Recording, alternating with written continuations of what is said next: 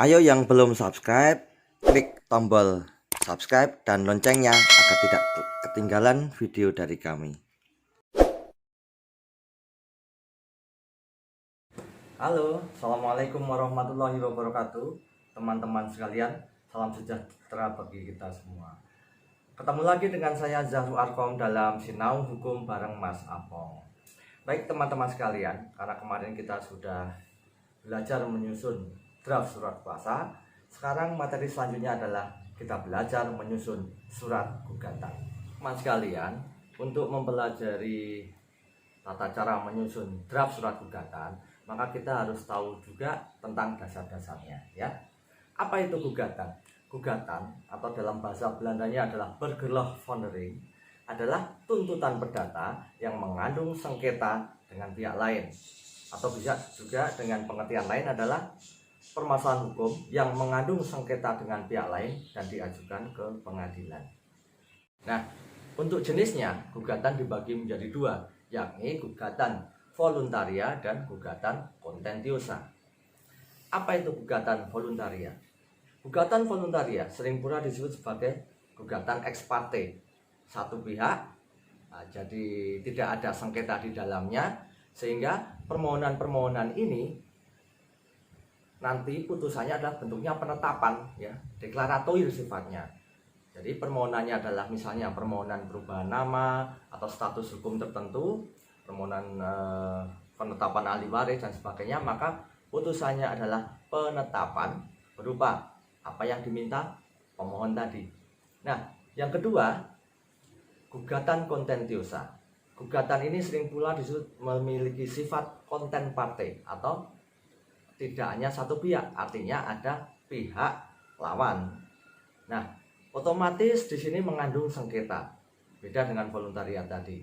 Nah, permohonan ini sering pula disebut sebagai gugatan, maka putusannya pun akan mengandung sifat kondemnatoir atau menghukum. Misalnya dalam putusannya menghukum tergugat, ya, dinyatakan sebuah prestasi, dinyatakan melakukan perbuatan melawan hukum, sehingga apa? Dihukum, ya, membayar ganti rugi kepada penggugat. Ya, teman-teman sekalian, selanjutnya kita bicara soal bentuk dan formulasi gugatan, ya. Untuk bentuknya, maka di dalam hukum acara perdata Indonesia berlaku HIR dan RBG. HIR berlaku untuk Jawa dan Madura, sedangkan RBG untuk selain Jawa dan Madura. Di dalam pasal 120 HIR atau 144 RBG, maka di sana gugatan bisa berbentuk lisan.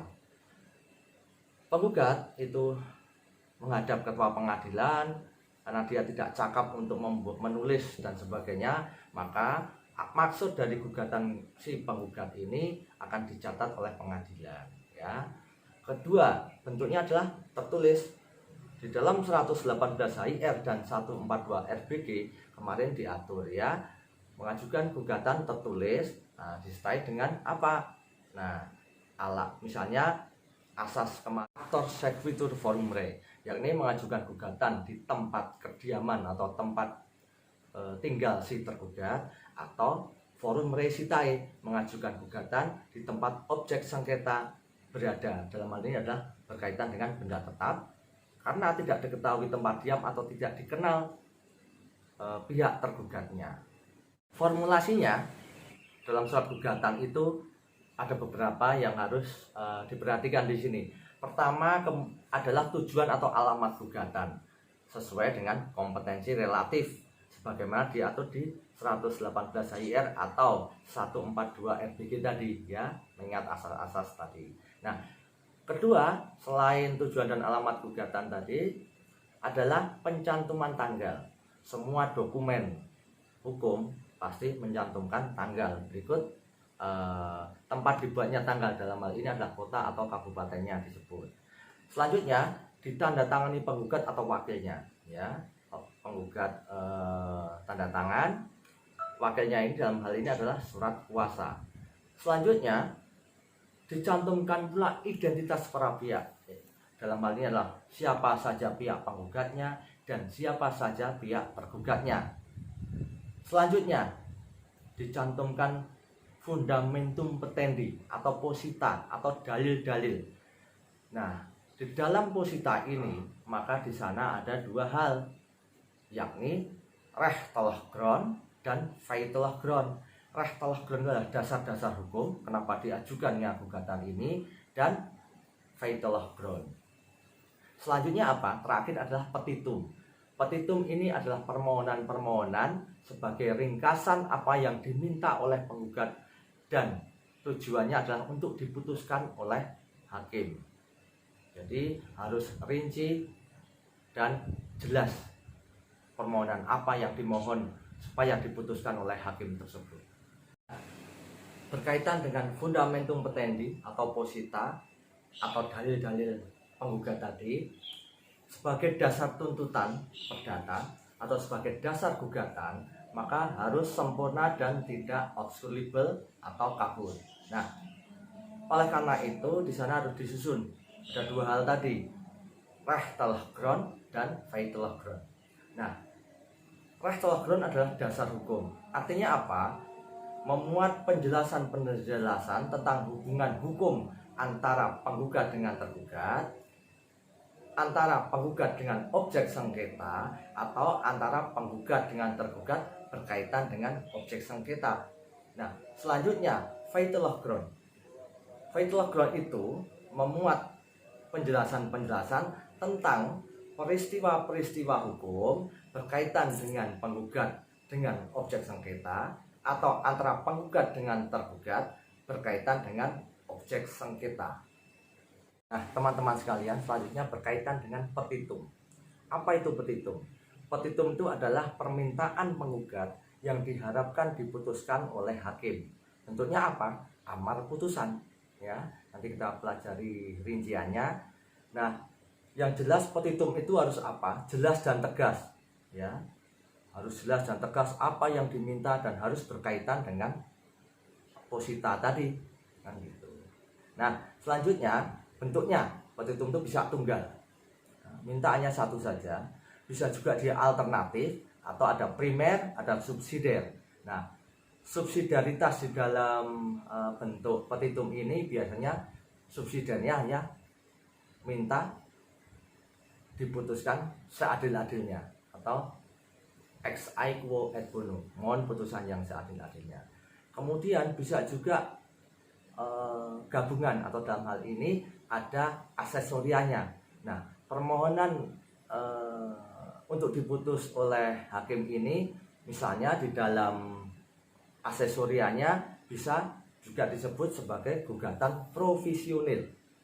Apa itu gugatan provisional atau permohonan provisional?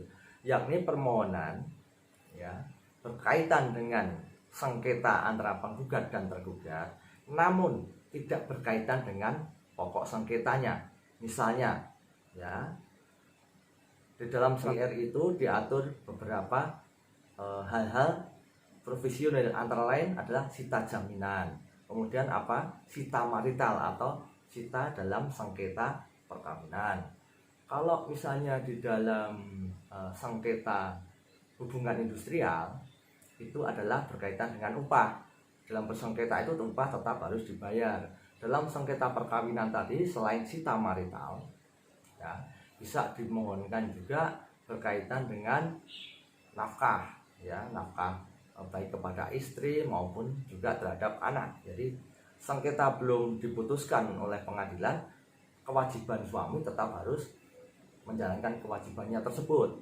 Selain itu di dalam misalnya sengketa tata usaha negara, di sana bisa minta gugatan provisional berupa ya penghentian sementara atau tidak dilakukan terlebih dahulu putusan pejabat tata usaha negara tadi. Nah, rambu-rambu di dalam menyusun petitum, maka pertama, petitum itu harus tegas, konkret, dan tidak boleh bersifat umum. Yang kedua, petitum harus jelas dan rinci. Selanjutnya, yang ketiga, petitum tidak boleh bersifat negatif. Dalam hal ini adalah bertentangan dengan peraturan perundang-undangan, kesusilaan, dan kepentingan umum. Selanjutnya, yang terakhir, petitum tersebut harus sinkron dengan posita. Nah, jangan sampai ya tadi terjadi pertentangan antara posita dan petitum. Di dalam posita misalnya penggugat mendalilkan, memberikan penjelasan berkaitan dengan bahwa tergugat melakukan perbuatan melawan hukum. Namun di dalam petitumnya justru dia menyantumkan bahwa tergugat itu melakukan perbuatan bukan prestasi. Ini tentu bertentangan, sehingga bisa dikatakan gugatan seperti ini adalah obscure libel atau kabur.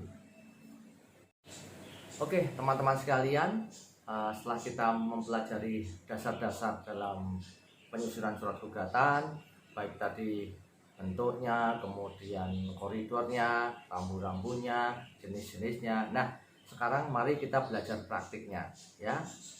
Yang pertama, kita belajar menyusun draft surat gugatan dalam perkara perdata, gugatan perbuatan melawan hukum. Baik teman-teman, untuk menyusun draft surat gugatan dalam perkara perdata perbuatan melawan hukum, kita menggunakan kasus posisi yang sama dengan kasus posisi ketika kita belajar menyusun surat kuasa pada video sebelumnya. Nah, kasus posisinya adalah sama ya, ini Pak Riswanto.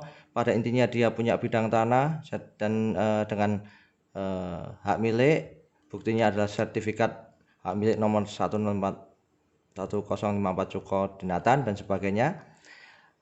Pada intinya dia memiliki usaha dan membutuhkan modal sehingga dia berhutang kepada Bu Feni Oktantia 500 juta rupiah ya, tanggalnya 2 Januari 2019. Kemudian dia wajib mengembalikan dalam waktu 1 tahun berikut dengan bunga 50 juta. Oke, dengan menyerahkan jaminan sertifikat tersebut. Selanjutnya, sebelum jatuh tempo itu berhasil mengembalikan hutangnya Pak Riswanto, namun ternyata Bu Feni Oktantia ini tidak menyerahkan sertifikat yang dititipkan kepadanya sebagai jaminan atas itikat baik dalam membayar atau melunasi hutangnya. Kemudian diketahui bahwa ternyata sertifikat itu oleh Bu Nyonya Feni Oktantia dijaminkan untuk hutangnya dia di Koperasi Simpan Pinjam Kendilmas tanpa seizin dari Pak Riswanto. Oke, jadi itu kasus posisinya. Nah, sekarang surat gugatannya ya, teman-teman sekalian, kita mengingat video sebelumnya tentang formulasi surat gugatan. Pertama, harus ada alamat gugatan itu. Nah, alamat gugatan adalah kepada ketua pengadilan tempat diajukannya gugatan tersebut. Karena ini perdata, maka di peradilan umum. Nah, untuk menentukan kompetensi relatif, maka dalam pasal 118 AIR dalam kasus ini, maka karena tergugatnya ada dua, Nyonya Feni Oktantia ternyata bertempat tinggal atau memiliki tempat diam di Bantul ya. Kemudian tergugat dua, Koperasi Simpan Pinjam Kendilmas, dia memiliki tempat kedudukan dan berkantor karena dia institusi ya. Maka bukan bertempat tinggal tapi dia berkantor atau beralamat di Sleman. Artinya asas aktor sequitur forum rei dengan hak opsi sebagaimana diatur dalam pasal 118 AIR ayat 2 bisa diajukan ya, gugatan ini bisa diajukan di PN Bantul maupun PN Sleman. Nah, dalam kasus ini, perkara ini, maka dipilih karena hak opsi di tempat tergugat satu, yakni di Pengadilan Negeri Bantul. Baik, kemudian dalam formulasi surat gugatan harus disebutkan pihak-pihaknya, siapa penggugat, siapa tergugat. Di sini jelas Pak Riswanto sebagai penggugat, di sini ada selanjutnya mohon sebagai penggugat. Nah, di sini karena ada dikuasakan, maka penerima kuasanya Jarod Arkom SH dan nama saudara. Nah, berdasarkan surat kuasa khusus tanggal 8 Februari 2014. Oh maaf, ini 19 ya tadi soalnya 19. Ya, selanjutnya teman-teman sekalian, setelah judul sudah, para pihak sudah terisi, kemudian berikutnya adalah bagian posita. Nah, sebagaimana disebutkan di atas, posita ini berisi tentang Rechtelegrond atau dasar hukum dan Feitelegrond, dasar-dasar faktanya atau peristiwa-peristiwanya. Nah, untuk menyusun rangkaian atau uraian di dalam dalil-dalil posita ini, maka harus runtut. Artinya runtut itu memudahkan hakim untuk memeriksa kronologi peristiwanya seperti apa. Kemudian nanti terhadap peristiwa konkret itu akan dijatuhi hukuman, ya hukuman atau dalam hal ini diterapkan hukum. Nah, sehingga memudahkan untuk memahami fakta-fakta hukumnya. Baik, di sini posita pertama, karena Rechtelegrond itu adalah memuat dasar-dasar hukum, dalam hal ini adalah legal standing atau kedudukan hukum si penggugat. Kenapa mengajukan gugatan dalam perkara ini? Nah, bisa juga sekarang itu modelnya bahwa legal standing atau kedudukan hukum itu di poin sendiri atau ada subjudul, ya, kedudukan para pihak, tentang kedudukan para pihak, terus tentang perbuatan lawan hukum yang dilakukan oleh tergugat atau para tergugat, terus kemudian berkaitan dengan kerugian itu di pointer sendiri atau diberikan subjudul sendiri. Tidak masalah, itu selera saja. Jadi pada intinya tetap saja posita itu memberikan informasi, menerangkan tentang fakta-fakta hukum, baik itu dasar hukum maupun fakta hukum terhadap peristiwa hukumnya. Nah, di sini bahwa penggugat adalah pemilik dan juga menguasai bidang tanah dan sebagainya. Oke. Jadi di sini karena objek sengketanya adalah buku sertifikat, jadi bukan tanah ya, karena yang dititipkan di Nyonya Feni Oktantia itu adalah sertifikatnya, dan itu bukan jaminan. Dalam hal ini adalah hak tanggungan, ya, bukan berarti ini hak tanggungan, tapi hanya penitipan saja sebagai itikat baik bahwa Pak Riswanto ini akan melunasi hutangnya. Baik, kemudian ini adalah dasar hukumnya bahwa Pak Riswanto adalah pemilik sertifikat.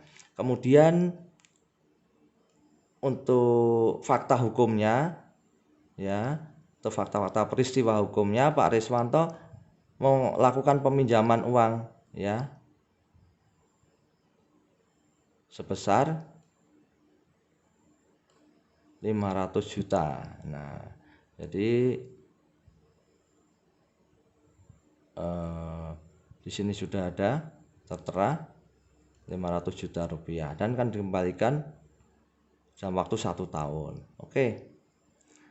Selanjutnya tadi disampaikan, dilakukan tindakan atau ada peristiwa hukum jaminan atas pembayaran hutang tersebut, penggugat menyerahkan kepada dan diterima baik oleh tergugat satu berupa buku sertifikat. Nah, ini yang menjadi objeknya. Baik, selanjutnya karena itu objek sengketa, selanjutnya disebut pula sebagai objek sengketa. Nah, ini shortcut saja untuk memudahkan penyebutan. Nah, selanjutnya dalam posita keempat, pada tanggal 28 Desember 2019 ada peristiwa hukum di mana Pak Riswanto sudah menempati janjinya dengan mengembalikan hutang berikut bunganya 500 juta, ya, ditambah 50 juta bunganya. Jadi ini 550, ya, sebagai pelunasan hutang tersebut dan diterima baik utuh oleh tergugat satu. Ya, artinya di sini Pak Riswanto sudah menyelesaikan kewajibannya. Nah, namun ya di posita 5, jadi di sini semua dokumen hukum itu harus ada logika hukumnya, ya.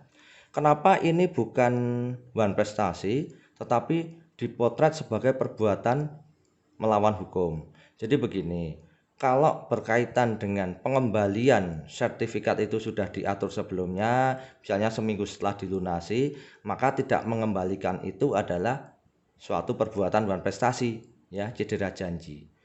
Akan tetapi dalam perkara ini atau kasus posisi ini ada keterlibatan pihak ketiga karena objek sengketa kan sudah dikuasai pihak ketiga. Nah, yang dipotret bukan Nyonya Feni Oktantia yang tidak mengembalikan atau menyerahkan kembali sertifikat Pak Riswanto, tetapi adalah perbuatan Feni Oktantia yang mengikat objek sengketa itu atau sertifikat si Pak Riswanto sebagai jaminan hutangnya di Koperasi Kendil Mas, ya, tanpa seizin Pak Riswanto. Jadi perbuatan itulah yang melawan hukum dalam hal ini, ya. Kemudian Koperasi Kendil Mas sudah tahu itu atas nama orang lain, kok dia simpan, dia terima, dia setujui sebagai jaminan hutang tanpa ada kuasa menjaminkan, ya. Jadi di sini perbuatan menjaminkan dan perbuatan menguasai itulah yang melawan hukum. Dalam hal ini melawan kepentingan hukum atau kewajiban hukum si Feni untuk menyerahkan dan juga Koperasi Kendil Mas untuk menyerahkannya kepada Pak Riswanto, ya. Jadi perbuatan melawan hukumnya di sana. Sehingga ini diciptakan di sini bahwa tidak kunjung mengembalikan objek sengketa, kemudian justru diketahui ini ternyata diagunkan sebagai jaminan di Koperasi Simpan Pinjam Kendil Mas. Baik, bahwa tindakan tergugat satu yang menjadikan objek sengketa sebagai jaminan. Nah, ini ya tadi logika hukumnya. Kenapa dalam perkara ini yang dipotret adalah perbuatan melawan hukumnya, bukan prestasi atau tidak menjalankan kewajibannya. Baik. Nah, karena penguasaan objek sengketa oleh tergugat 1 dan oleh tergugat 2 itu melawan hukum, menjadi adil dan sebagainya apabila, nah, jadi begini, di dalam posita itu, ya, karena petitum adalah merupakan inti atau kristalisasi atau perasan dari posita-posita ini, maka otomatis bisa diketahui nanti pasti ketika para tergugat 1 dan tergugat 2 atau para tergugat itu melakukan sesuatu yang melawan hukum. Nah, di sini sudah kelihatan otomatis nanti di posita akan ada menyatakan bahwa atau menyatakan sebagai hukum bahwa tergugat 1 dan tergugat 2 telah melakukan perbuatan melawan hukum. Nah, jadi bisa dilihat dari sini. Karena nanti toh ini akan jadi kalimat-kalimat di dalam petitum, ya, yang sifatnya konkret dan jelas nanti, rinci di sana. Baik. Nah, ini kemudian akibat perbuatan atau tindakan para tergugat tersebut apa? Mengalami kerugian material. Misalnya ini 50 juta rupiah. Kemudian imaterial 50 juta rupiah. Nah, silakan ini untuk kerugian sebenarnya ini bisa disesuaikan, ya. Silakan apa yang bisa dibuktikan.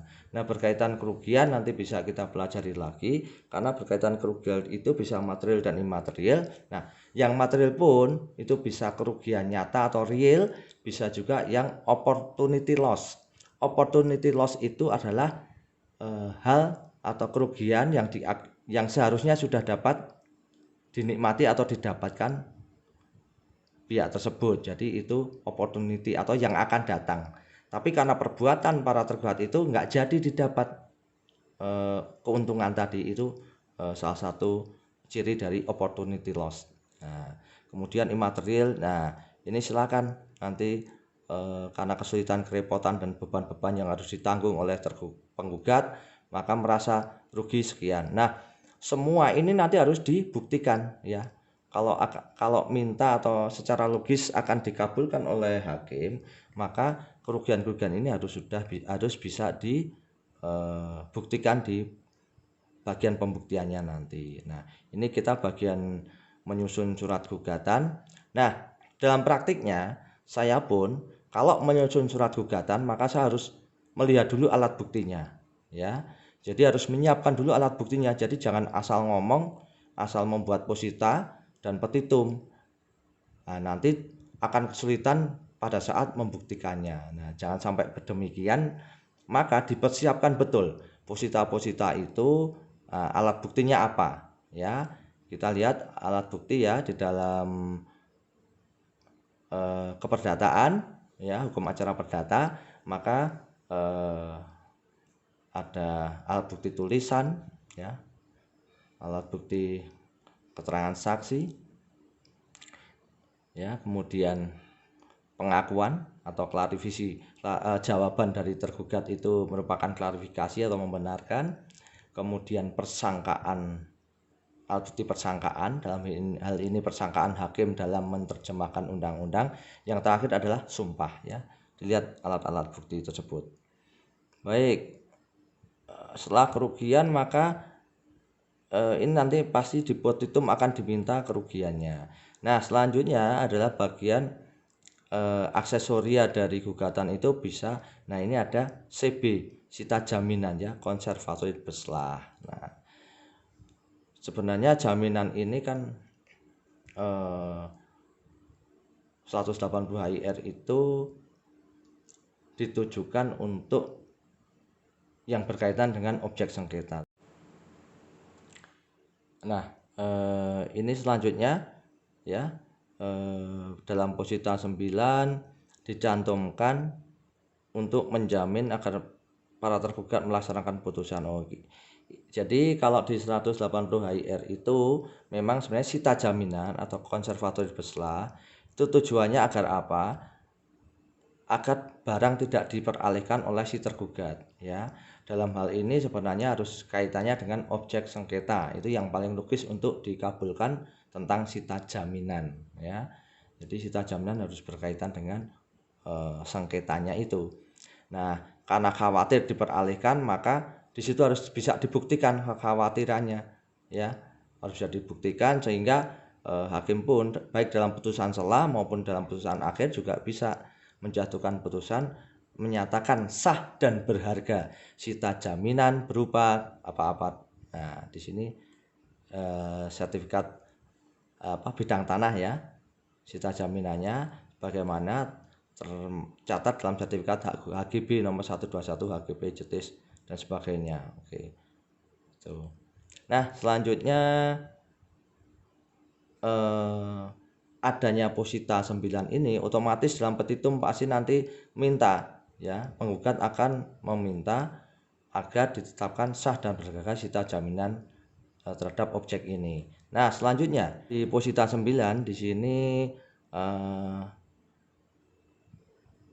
agar para tergugat melaksanakan putusan maka terdapat cukup alasan ditetapkan sita jaminan ya. Di sini penggugat meminta ya, ini sebenarnya permohonan aksesoria. Nah, CB atau sita jaminan itu ya dalam praktiknya memang harus berkaitan dengan objek sengketa, kemudian dia ada kekhawatiran akan diperalihkan. Jadi memang tujuannya ya ujung-ujungnya untuk menjamin pelaksanaan putusan atau eksekusi. Nah, agar tidak ada permasalahan hukum nanti pada saat eksekusi ternyata sudah diperalihkan oleh pihak tergugat. Nah, oleh karena itu biasa di dalam praktik untuk minta ditetapkan sah dan berharga adanya sita jaminan tertentu. Dalam hal ini adalah sebidang tanah ya, dalam sebagaimana sertifikat HGB nomor 121 dan selanjutnya atas nama Nyonya Feni Oktantia ya. Nah, teman-teman sekalian, otomatis karena ada posita 9 ini maka nanti di petitum pasti akan ada permintaan atau permohonan untuk sah dan berharganya sita jaminan tersebut. Oke, dinyatakan ya dalam petitum. Nah, kemudian di posita 10 ya, karena ini didasarkan pada akta-akta otentik gugatan ini, kemudian pasal 180 HIR Junto Perma 1 tahun 2000, maka minta putusan apa? Oi febar bei forat serta merta. Jadi putusan serta merta itu meskipun ada upaya hukum bisa dilaksanakan meskipun ada upaya hukum. Jadi Saya ulangi, Weber B. Vorat ini putusan serta-merta adalah putusan yang meskipun ada upaya hukum terhadap putusan tersebut dapat dilaksanakan eksekusinya. Begitu. Ya teman-teman sekalian, setelah bagian posita selesai, maka bagian di bawahnya ini adalah bagian petitum atau permohonan penggugat untuk putusan yang akan dijatuhkan oleh majelis hakim ya. Jadi ini adalah kepentingan hukum dari penggugat. Nah, di sini karena ada primer subsidiar berarti ini tidak tunggal ya, subsidiaritas ya. Sini ada subsidiaritas. Nah, pertama, jadi pada bagian primer, jadi bermohon penggugat agar Pengadilan Negeri Bantul menerima, memeriksa dan memutus perkara ini dengan amar sebagai berikut. Primer, mengabulkan gugatan penggugat untuk seluruhnya ya.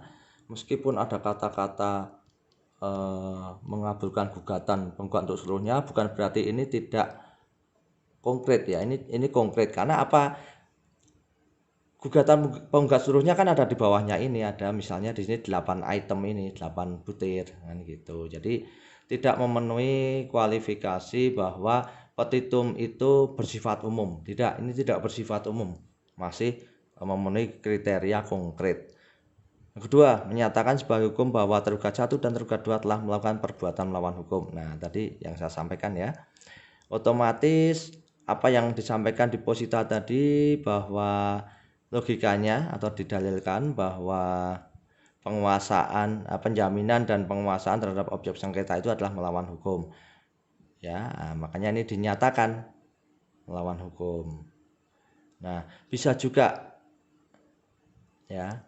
Di sini bisa juga ditulis perbuatan melawan hukumnya itu terhadap apa. Jadi menyatakan bahwa sebagai hukum bahwa penguasaan, jadi peletakan jaminan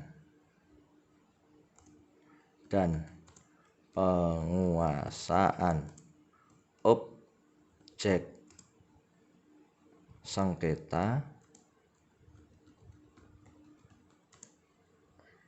Jadi dalam hal apa di sini ada menyatakan sebagai hukum bahwa peletakan jaminan dan penguasaan objek sengketa oleh tergugat 1 dan tergugat 2 adalah perbuatan melawan hukum. Nah, ini juga boleh. Jadi ini konkret. Artinya apa? Di sini peristiwanya disebut. Jadi terhadap apa perbuatan melawan hukum itu. Tetapi yang pertama tadi juga sudah cukup. Menyatakan tergugat 1 dan tergugat 2 melakukan perbuatan hukum. Nah, otomatis petitum begitu kan merujuk kepada posita. Jadi bisa dilihat positanya melawan hukumnya seperti apa kan gitu. Nah, di sini pun boleh demikian. Menyatakan sebagai hukum bahwa peletakan sebagai jaminan dan penguasaan objek sengketa oleh tergugat 1 dan tergugat 2 adalah perbuatan melawan hukum. Ini juga boleh demikian, lebih jelas. Oke, tapi yang pertama tadi pun tidak masalah. Nah, selanjutnya posita 3. Nah, tadi karena ada ganti rugi ya, materi-materi di sini disebutkan menghukum tergugat 1 membayar ganti rugi kepada penggugat berupa. Nah, ini yang dihukum membayar ganti rugi adalah tergugat 1. Nah, ini tidak tanggung renteng artinya. Dalam hal ini penggugat objektif tidak menjadikan tergugat 1 dan tergugat 2 secara tanggung renteng untuk menanggung kerugian. Jadi di sini kerugiannya karena objektif yang berbuat adalah tergugat 1, dia menikmati keuntungan dan sebagainya. Nah, yang keempat menghukum tergugat 1 dan tergugat 2 untuk menyerahkan objek sengketa. Nah, berkaitan tanggung jawab penyerahan sertifikat karena hubungan hukum antara penggugat dengan tergugat 2 dalam hal ini koperasi simpan pinjam kendil emas kan tidak ada. Yang berutang ke kendil emas itu kan si tergugat 1, sedangkan penggugat tidak tahu menahu. Makanya kewajiban itu masih melekat karena yang wajib mengembalikan kan tergugat 1. Cuman barang atau objek sengketa dikuasai tergugat 2. Jadi ini tanggung renteng. Nah, pada posita petitum keempat ini tanggung renteng untuk kewajiban menyerahkan itu. Nah, boleh di sini pakai selama-lamanya 14 hari atau tidak pakai pun otomatis kan gitu. Tidak pakai setelah 14 hari setelah putusan perkara berkekuatan hukum tetap, itu otomatis kalau sudah berkekuatan hukum tetap ya dia otomatis harus melaksanakan atau tunduk pada putusan itu. Selanjutnya pada posita 5. Nah, jadi gini, dalam pasal 606A RV ya, terhadap kewajiban atau permintaan membayar ganti rugi tidak bisa dilakukan duangsom. Duangsom atau uang paksa itu bisa diterapkan ya terhadap apa? Terhadap perbuatan saja. Nah, dalam hal ini kan ada kewajiban mengembalikan objek sengketa berupa sertifikat itu kepada penggugat ya. Yang wajib mengembalikan terhukumnya adalah tergugat 1 dan tergugat 2. Nah, atas kewajiban ini yang bisa diduangsom. Kalau terhadap pembayaran uang ya, jadi untuk hukuman yang membayar uang tidak bisa diduangsom sebagaimana itu diatur dalam pasal 606A RV ya. Nanti kita buka setelah ini. Nah, dalam duangsom itu dihitung setiap hari keterlambatan kewajiban mengembalikan. Kalau itu 14 hari setelah berkekuatan hukum tetap, maka hari ke-15 masing-masing, berarti ini 1 juta ya. Karena masing-masing 500.000 dihukumnya, masing-masing itu artinya dari para tergugat ini setiap hari keterlambatan sejak hari ke-15 putusan ini berkekuatan hukum tetap, kalau dikabulkan maka dihitung setiap hari adalah 1 juta dan sebagainya, begitu ya. Nah, 6 saya sampaikan tadi ya, berkaitan dengan sita jaminan. Dalam sita jaminan itu dinyatakan sah dan berharga, ini otomatis ya. Jadi apa yang ada di posita di atas itu terekam jelas atau terkristalisasi menjadi kalimat-kalimat permohonan di dalam petitum. Nih, menyatakan sah dan berharga sita jaminan terhadap objek berubah dan sebagainya itu. Nah, tadi di posita terakhir disampaikan dalil bahwa karena gugatan ini didasarkan pada akta-akta otentik dan sebagainya, maka penggugat bermohon kepada majelis hakim pemeriksa perkara untuk diputuskan perkara ini adalah uivebar beivorat atau putusan serta merta. Putusan di mana bisa dilaksanakan atau bisa dieksekusi meskipun terhadapnya ada upaya hukum ya. Kemudian, nah ini berkaitan biaya perkara, menghukum tergugat 1 tergugat 2 sebagai pihak yang kalah, otomatis dia membayar biaya yang timbul akibat perkara aku. Subsidiar ex aequo et bono, mohon putusan yang jadi aldinnya. Nah, dalam formulasi gugatan maka penutupnya adalah seperti ini. Jadi harus ada tanggal. Jadi ini Sleman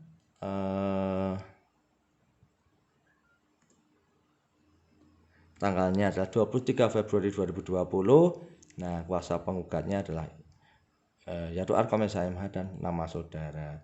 Demikian ya. Ini tanggal dan tanda tangan harus ada.